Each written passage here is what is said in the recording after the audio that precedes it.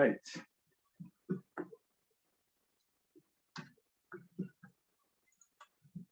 Thank you all again here joining us. Let's see. So you all should now be able to unmute yourselves. I am going to bring up the Miro board, the resource that we're going to be using. Once everyone is settled here, excellent. Let me go ahead and zoom in here. Share the screen, and Michelle, I'll be leaning on you to take some notes with us. So you met a couple of the folks that are here helping kind of co-facilitate here. Michelle Hernandez from Ramey Associates is with me, as well as Heather Hines from the city to help answer any questions, and Gustavo is on board with Spanish interpretation. So this is the board we're going to be using just to kind of give you a quick framework. We're going to run through a couple questions on assets and issues, and then we're going to come and do the mapping exercise. I see a member or two of the GPAC with us, so you all have some familiarity with this exercise. But we're going to go ahead and jump right into it unless there's any questions. Everyone should be unmuted. Are able to unmute themselves, I hope. It looks like Janice, you're able to do that. So others should be as well. I'm just going to go with a quick round of introductions just to know who's here with us in the room, if you live and or work here, or any other quick tidbit you'd like to let us know about yourself. So just to make sure you all can unmute yourself, I'm going to start with Sharon Kirk. There you go. Good evening. Thank you, Dave. My name is Sharon Kirk. I actually live in the southwest quadrant of the city, but my daughter and son-in-law are in the northeast. So I'm over there quite frequently. And I'm a member of Petaluma Urban Chat, so the Know Before You Grow educational arm of the program. And that's me. Excellent. Welcome, Sharon.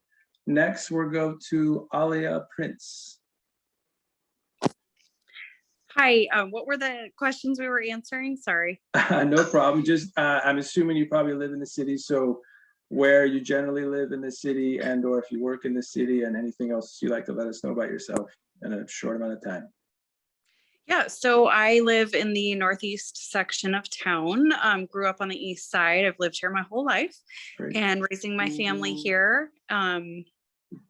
So that's basically it. Excellent. Nice to meet you, Alia. Next, we'll go to Clayton Engstrom. And you know what I should have asked, actually?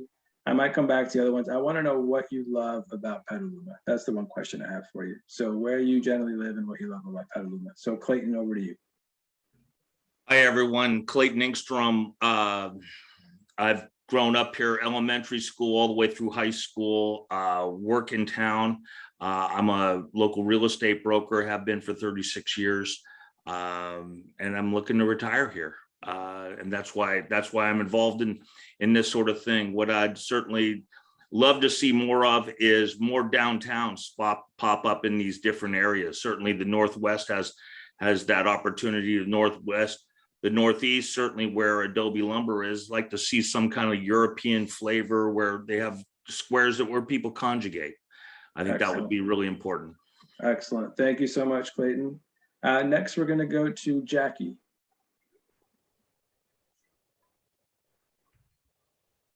Jackie, are you able to unmute yourself? We can come back to you as well. Let's try Janet next. Janet, there you are. Hey, sorry. No problem.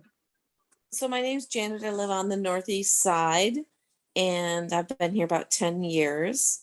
And I think Petaluma is a really interesting town and a fun town, but it's really changing. So, and we have a lot going on. So I'm interested in how we're going to make that work. Great. Thank you for that, Janet. Jackie, I'm going to come back to you one more time to see if you're able to unmute yourself if you'd like to. Okay, no problem. Next, we'll go to Dave Alden. Hi there. Dave Alden. I like Sharon Kirk. I live in the southwest quadrant. I'm also active with Urban Chat and Know Before You Grow. I'm here tonight, not so much to offer ideas about the Northeast quadrant. I certainly know that part of town, but I don't want to pretend I'm an expert on offering ideas. I'm just here to see how this process works as I participate in some of the other quadrants over the next week and a half. Thank you. Great. And Dave is also a member of the General Plan Advisory Committee. Thank you. I should have said that. No problem, Dave. Thank you. And Janice. I am a native Petaluman. My parents were actually born in Petaluma. My family came here in 1913 and 1919. I kind of like the new I look at it, Petaluma is kind of in transition.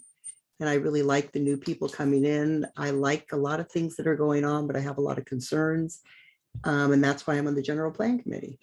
So I can hear from the community what people's concerns are, what needs need to be met. And I'm looking forward to hearing what people in this group have to say. Excellent. Thank you so much, Janice.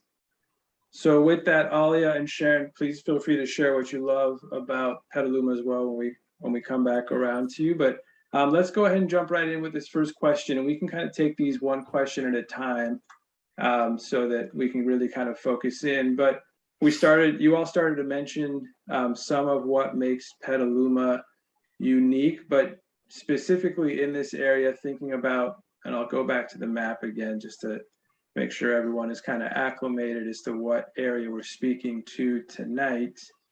But generally in this northern quadrant of the city, what do you think makes this area particularly unique? Who would like to start? And you can feel free to either jump in, use the hand raised. We're a small group, so don't be shy. Anything that you think might stand out about this particular area as being unique? Well, I think one of the big examples, sorry, this is Aaliyah. The second smart train station being located in this quadrant, I think makes it pretty unique. And then, you know, the area where Lagunitas and what's the other, that brewery over there, that area. Hen House, yes. Yeah. So that area I feel like is ripe for creating a really unique development and place for people to gather. And with the train station right there, I think that definitely heightens that opportunity. Excellent. Thank you so much. I think we're kind of, I'm going to just put a marker there, and Heather, if you could help me find it. Oh yeah, so it's McDowell, further up McDowell. You're gonna go past Corona and right around there. It's okay. kind of our little like a maker. Lagunitas is hardly a small maker anymore, but it's where we also have Griffo Distillery over there, Hen House Brewing. Excellent. So there's lots of nice, unique local food and beverage options. Excellent. Excellent. And that's not, you didn't necessarily mention that as an area of change, but maybe a potential growth. So I thought I'd just put a marker there because we're going to come back to that topic as well. Great. Thank you for that. Any other thoughts on what makes this area particularly unique? It's primary. Can you guys hear me? Yes, we can hear you, Yes. Janet. Okay, so I think it's primarily a suburb. It is got limited restaurant and any kind of central social gathering. It's not like the West Side that has a personality. It doesn't really have that, in my opinion. There are some restaurants, obviously, and some that I really love. And of course, the breweries and stuff that you guys mentioned, but it's primarily a suburb that is family focused. And I think if we look at the train and that section of town where they want to put some development next to the train, you have to consider that section and what it means for the side of town that's really just a suburb with a lot of family housing. There's not a lot of personality on that side of town. Can you Heather, do you know what area we're speaking of? Because that would be another Well, area to change that to something. that triangle, I'm sorry, I'm using my cursor. You can't use my I might see my cursor. So no, the triangle down on McDowell below where the other Oh, got it, right around here. yep, right Got around it. there. That's where the second station is. Got it. Yeah. Got it. Okay. It's all housing. It's all, every third house is the exact same model of house. It's all tract homes Mhm. that have, just nice family homes, and there's some nice parks, and there was some really thought put into how it was designed so that people don't scream through neighborhoods. And there's nice parks and there's nice schools. And that's why people are attracted to that area. There is a little bit of retail, very, very little, and even very small options for restaurants. And I think, that's just how that suburb developed. What I like about it is that the schools are good Mhm. and that people really care about, the neighborhood is a family neighborhood. But what I don't see is how we are talking about how we're going to develop that section where the train is in that big vacant field. That's very concerning, what we're going to do with that on a side of town that is basically, just family land. There's not even anything else going on. Mhm. And it's a big, huge, gigantic field and a train coming through that, frankly, most people don't ride anymore. So, what are we going to put there? Because nobody's riding that train anyway. That's you- what I'm you concerned about. Got it. Jen. Are you concerned that something is going to go there? So just so I understand, or you think that's an area that could actually evolve into something better? Is that what you're saying? Well, it could be awesome. It could be Yeah, great. it could be an awesome park. It could Great. represent what all those families need, another park. Gotcha. Or Gotcha. I know we want to put some other development there, which is fine, but I don't think it quite gels with what, some people think they might need. Mhm. I mean, they're on that anyway. No, that's great. And Heather, Dave, am I- they're referring, there's kind of two things where you Right. have that is where the station is. The area in the gray directly up. this area. No, on the other side of the street. Up, just straight up. Other side of the railroad track. All right, right. Just keep Other going because side. it's technically, it goes straight up Straight up. in the Oh, gray here. area. Yep. Got it. So Got it. that is an area, it's a large undeveloped No, area. that's not what I'm talking about. Oh, sorry, Janet. Can I'm you talking direct about me, that- Janet? Where would you like to go? That green square you have is exactly where it is. Oh, okay, same area. Okay. Oh, Because okay. I thought we were, sorry, and I misunderstood that too, because I thought you were mentioning that area was an area that is generally kind of working because it has those mixed uses, but you're also saying there's an area.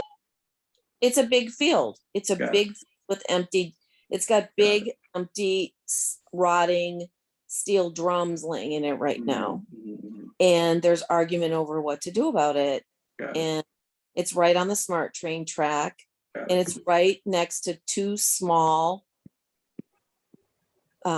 elementary schools and a junior high school Mhm. and a suburb that's kind of isolated from the rest of Petaluma. Mhm. And, Mhm. if you're thinking about a city plan, how do you integrate those suburbs into a feeling that like you belong to a city that is separated by a highway?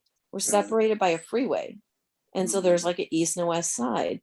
And it's a piece of land that we want to do something with in a bigger city that doesn't quite fit with that little bitty piece of suburban land. Got it. That's my Got it. point.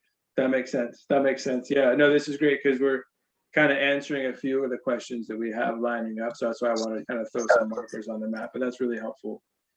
Janice, did you have a thought about that? Yeah, Sure. well, mine is, it's the property I'm using my cursor and you can't see it.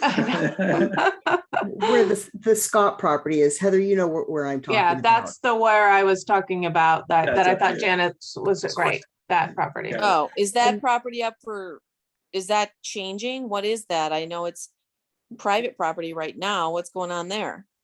Nothing is going on right there, right now. There's no application, there's nothing in right now. Yeah. So right now there's like a house there and it's private. Yep. Janice? I just want to talk about opportunities around rail stations. And so that there's really a walkable area. And this area has been looked at for a long time for possible housing or something to integrate with a rail station. And so I think it's important to really look at properties by rail stations so we make sure that SMART is successful. But another thing that I kind of want to point out with this area of town is when you go up the SMART corridor, the bike and ped or the bike and pedestrian trail is mostly on the west side.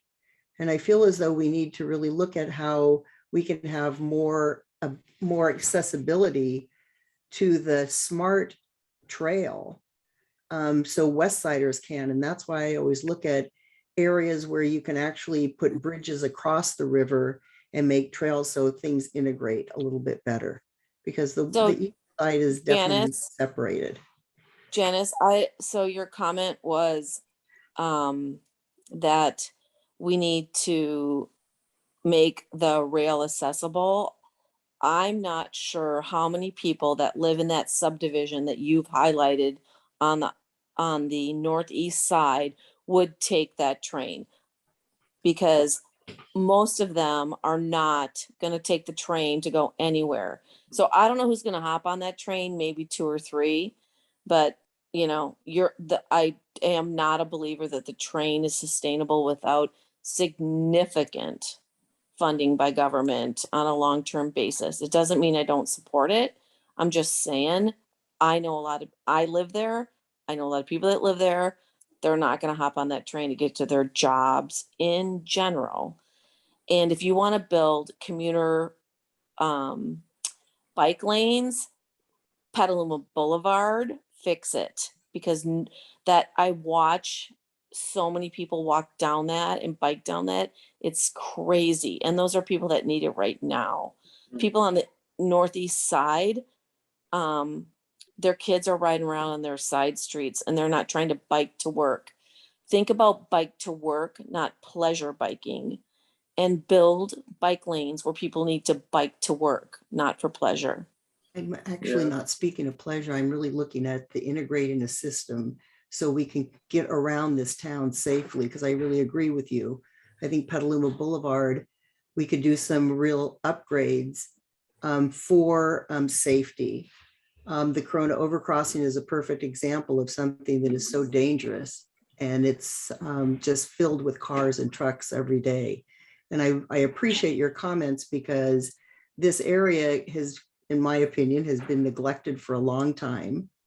And this is really an opportunity to have this discussion. I'm not going to really debate whether the train is successful or not, because I do believe in the long term it will be, but the short term, I don't disagree with you. And so I'm just like looking at how to take this part of town and really integrate it. And you're right, that you need to have safer routes so people can actually just bike in general. It's not about just pleasure.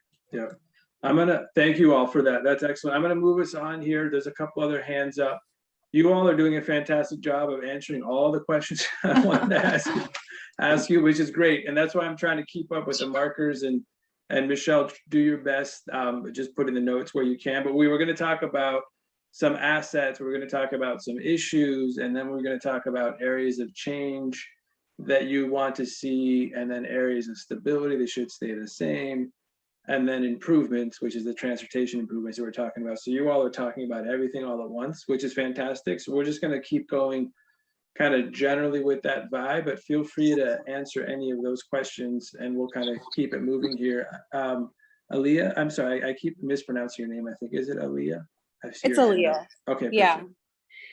Yeah, so I just wanted to jump in because I actually live adjacent to the proposed train station, and I'm really eager to get that area developed because I really want to be able to take the train. I want to be able to take it to work. I want to be able to jump on the train and head downtown. I agree we need that area to be more walkable and more bikeable safely. I have 2 young children, and I will not take them on bikes to get places that are relatively close because it's not safe. So I agree with that. I just wanted to reiterate that I do think that there's a lot of people who do really want that train station there to be able to use it. I wouldn't use it now with the pandemic, but in the future when it's safer to be in shared spaces, I definitely would use it to commute to Santa Rosa where I work. And again, I just want to reiterate, I think one of the assets of this quadrant is, heading up McDowell and that area with the breweries and everything. I really think that section is ripe for development. And if we could get a train station on this side of town, that could really be a bustling area that could really be transformed, creatively. Excellent. Thank you, Aaliyah. So we were generally still talking about this area. Yep. Okay, excellent, excellent. Thank you for that. Looks like we had someone join our group, which is excellent. Taryn, am I pronouncing your name correctly? Hi, perfect. Yeah, thank you. And sorry, I was in another meeting, but No problem. I did want to jump on and say everyone's comments here, I completely agree with, because holistically, it's as we experience the city, we are divided by the freeway, we're divided by the river. And what that means is that the roads that we do have to get across town have gotten really busy and gotten really are not very safe. I would not want to ride my bike down Petaluma Boulevard, no way.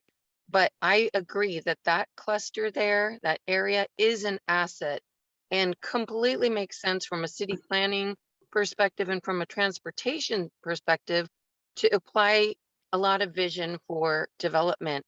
And I support, it seems to me low hanging fruit to make a bike path along the train tracks going all the way up to Penryn, no. Pingrove. Mangrove. Pengrove. Yeah. Thank you, Pengrove.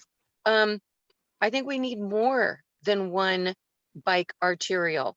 Corona's good, Petaluma Boulevard, if we could make it safe, great. But we need to open that up. And why not? It's low hanging fruit, right? Partner with SMART.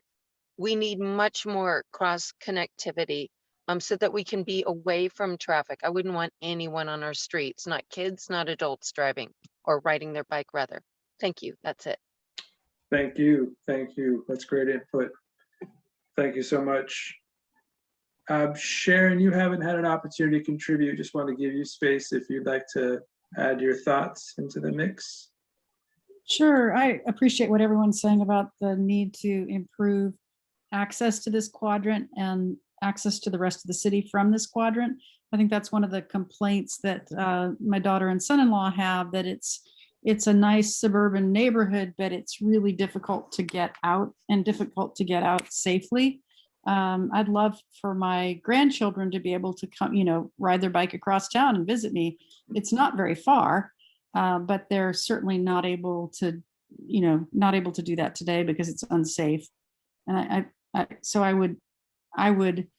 I'm not saying anything new, but I would really reiterate that point, is that we need to attend to the safety of our streets so that we can have multiple modes of transportation. Excellent, thank you. So just a general comment of safety of streets throughout, including McDowell and Sonoma Mountain Parkway, and then just throughout the city in general, it sounds like. Yeah, exactly. And I think the other thing that I would say about this area specifically is there are, and this is probably true in other areas as well, but there needs to be safe routes to schools. So for example, my grandchild is assigned to the Sonoma Mountain School, but he would have to cross Sonoma Mountain Parkway to get to that school. And even that crossing is not safe. We had 3 children just hit recently, Mhm. crossing the street going to school. So we just need to attend to safety in a much bigger way, especially getting, across town and to and from schools. Got it. Thank you. And Michelle's doing a fantastic job taking notes off screen. But some stuff that's just kind of generalized, I'm also just placing on the map just for your reference. Clayton, I think I saw your hand go up, and then Janice. So Clayton, we'll go to you next. Yeah, thanks. When I look at the map and I look in this area and I look and I kind of hear the comments, it almost seems that the city boundary needs to be extended up to the west side of Eli. So that this whole dark gray area that Heather was speaking of earlier, the Scott Ranch and everything, that this whole area needs to be, we have the housing, we don't have the parks, we don't have the real true urbanization, town squares on the east side of town that I think we're really missing. That could be a complete pedestrian corridor through there that could be walking. I don't necessarily think that any of our bike paths should ever be adjacent to our major arterials. Certainly North McDowell is as dangerous as it gets. No sidewalks at all on the east side of it. It's god awful. So I'm thinking that do we redevelop that area, or do we go into a whole new area and start from scratch? And I think those areas allow us a great deal of opportunity instead of waiting for those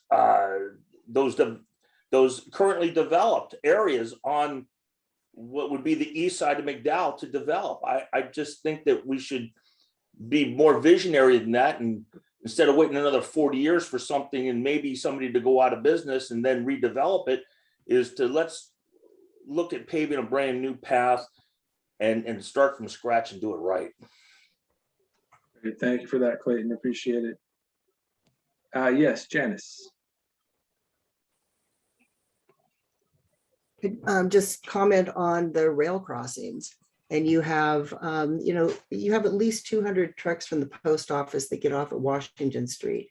They go all the way to McDowell, and then they take a right on Corona, and it's just before that rail crossing.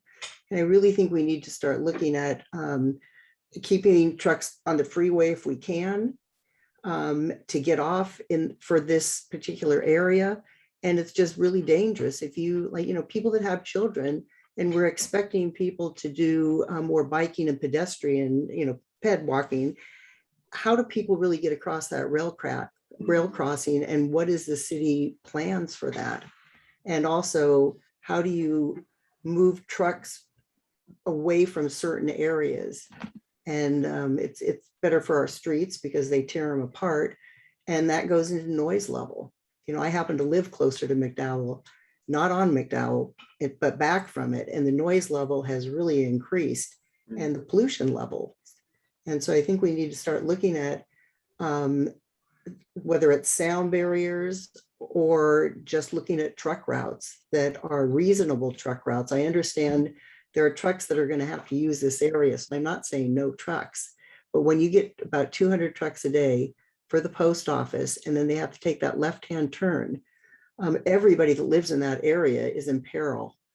It's very dangerous. And so I think it's important that we look at safety. And when people were talking about safe routes to school, I noticed today in front of St. Vincent's on Keokuk Street, the road is getting redone and new striping there, but yet in front of Loma Vista, it's just, there's not proper striping there. The road is in bad condition.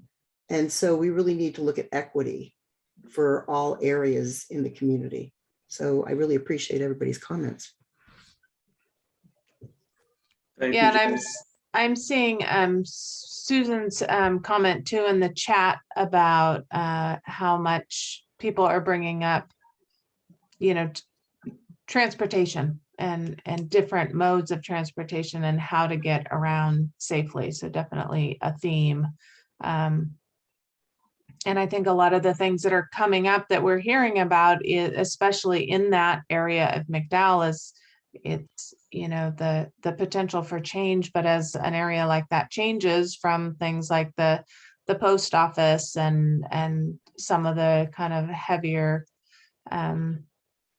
industry type uses to what we would imagine around a train station of transit oriented. There's going to be the need to really talk about some of those issues and how to reconcile them. So I think it really great feedback. Definitely. I wanted to come back to one question we were asking of just areas of stability, or just generally what you like about the area. We talked a little bit about the assets, about the breweries, and else that's kind of working in and around the train station. Is there anything else that in particular you think is a major asset or an area of what we call stability in this area we want to speak to? So I live literally, this is Janet. I live just minutes from Lucchese, or sorry, from Lagunitas and Griffo and all of those. And it used to be scary because people would run back and forth across the street, drunk, trying to go to where they could park. But thank you for Lagunitas expanding their parking lot. And they also put in sidewalks, and that really helped. But what I do see is the sidewalks go to the end of their parking lot, but they don't help the people that work there. And so anybody that's trying to ride their bike, I usually see people that look like they're trying to get to and from work along Corona. I think Corona is a really dangerous road. It goes from 45 down to like 30. Like the stop sign at Eli Road is so full of kids. And then it goes from 45, and people are frustrated because they're coming in over from, I don't know what that road is. What is that road that comes from Old Redwood Highway over to Eli Road? Is that still Eli? People that go really fast on that road, and then anyway, I'm sorry, I'm rambling, but people are coming along Corona and there's no sidewalk there. And then they turn right to go to Lagunitas, and there's no sidewalk along the post office there. And that's really dangerous. I literally see kids like standing in this traffic where they're going to get hit. It's along with that one person who commented about the overpass there. It's very dangerous overpass. So that's scary. So I think Lagunitas took really good steps to fix part of it, but it's still, the city needs to deal with the congestion there. And I think Corona Road is considered a county road, and that might be part of the problem. And I don't know how we fix that, because there's that teeny little bit of gray area that you see that is underdeveloped right now, and they keep wanting to put houses there. And I don't know how we do that without an exit to Corona Road. You are correct, Janet. Corona Road, for much of it, is it's really, until you get to the rail, it's a county road. So you're correct with that. I think we need to start challenging that, because Petaluma we're just butting up against that. And this whole white area that you're looking at, people have learned the backup on the roundabout that happens at the corner of Corona and what is the Sonoma Mountain. Sonoma Mountain Parkway. I literally live like a minute, not even a minute walking from there. They've learned how to snake through all our little subdivisions to get around the backups when they drop their kids off at Corona Creek. Now they know how to snake through the subdivisions to avoid the backup on Eli and get around it so they can get through the roundabout faster. So they're finding how to get around those backups. And it comes down to the fact that we don't have enough access to Corona Road, I think. Anyway. Yeah, no, thank you for that, Janet. Yeah, I think we keep coming back to the theme of safer streets, which we're definitely hearing loud and clear, of needing to make sure that folks can travel through this area, whether it's on car, bike, or walking safely, and maybe holistically citywide as well. I just want to come back one last time just to put it in your ear. We have about 8 minutes left. If there's anything that you think needs to stay exactly the way it is in this area, if it's the parks in particular or the golf course that you might like, or anything else that you might want to throw out there, this would be your opportunity. But Janice, I see your hand raised. We'll come back to you. I just wanted to bring back onto transportation, just how busy Rainier, and it's a 4-lane road. And, just to, choke it down somehow so people don't drive so fast, because it gives the feeling like it divides a community and you feel like you're on a speedway instead of in a neighborhood. And by, I hate the word road diet because it always sounds so negative to some people, but really a road diet is what's needed here. And it's for the safety. So kids can have safe routes to school crossing Sonoma Mountain Parkway, but also Rainier. It's very, very dangerous. And it seems a lot of people recognize it. Can you So remind me? Rainier is, it's so kind of, see where Bond Park is? If you go straight down, that kind of is Rainier. Okay, got it. Right, kind of in that area. Got it. And So then I you, would Or is ask- it further? Actually, it's further. Is it further up? It's hard without No, the. it's just south just a little bit. I would actually ask for data on that one, because here, I take that route all the time and I don't know how many accidents we have there. I know it goes fast, and maybe putting in some additional stop signs, but I personally take that road constantly and don't feel it is a major thoroughfare, and maybe people don't like that because we don't have a lot of major roads through the east side, and that's one of them. And I would actually like to know the accident rate on that road. I don't think it's high. So I would challenge you, Janice, your comment based on, is there actually fact there's a ton of accidents on that road, or like what's bad about it? It's a major thoroughfare on the east side. Like What I know is that there's a lot of racing of cars there. You see tire tracks all the time going in circles. Yeah. So that's and so subjective. it's really That's it's a safety issue. And I'd like data. So can I ask a kind of about some of the assets? I know that and maybe some of the people who live in this area, when the dog park area went in at the end of Rainier with the Deer Creek Village on the other side of McDowell by the freeway, essentially.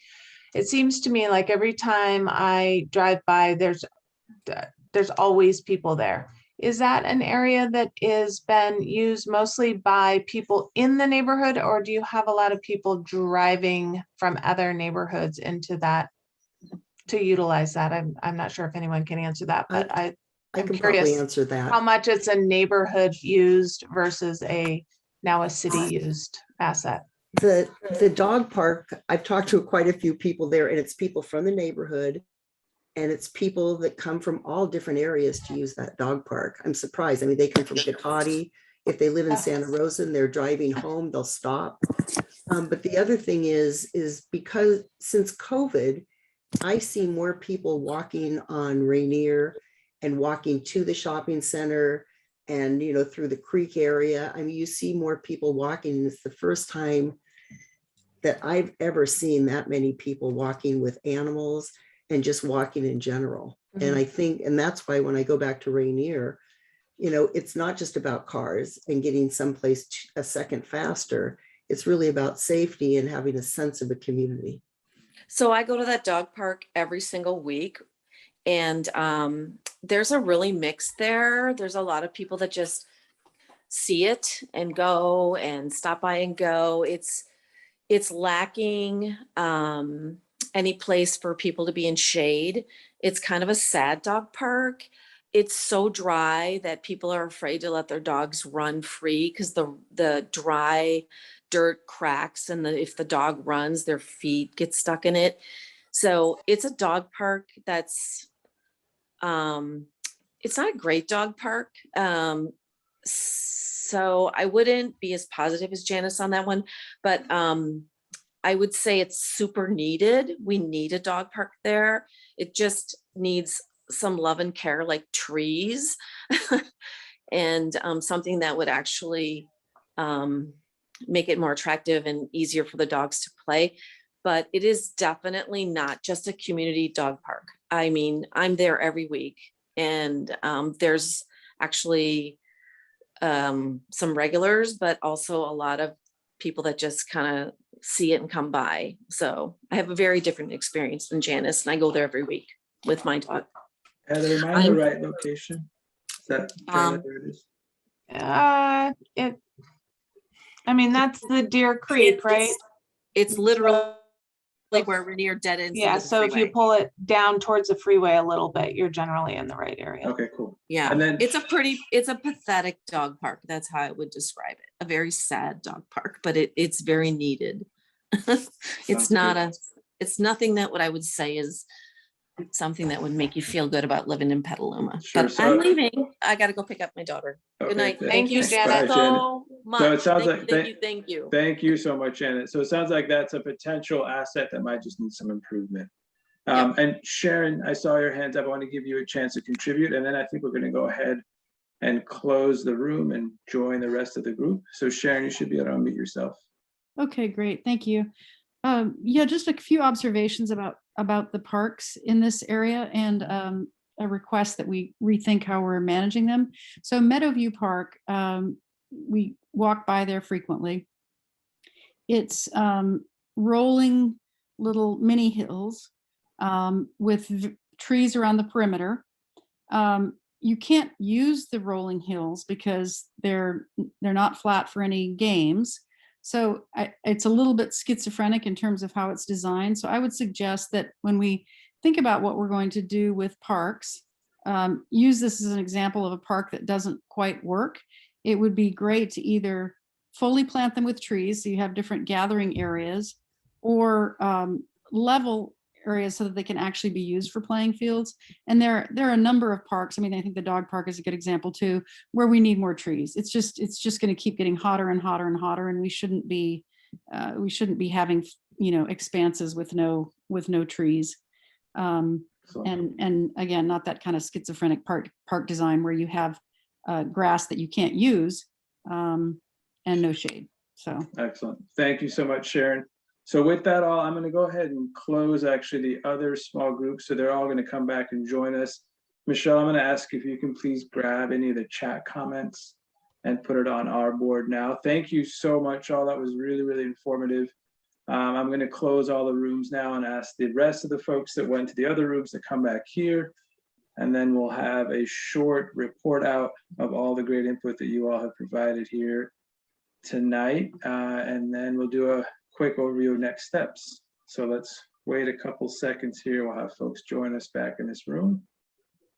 Thank you again. I'm going to go ahead and stop sharing.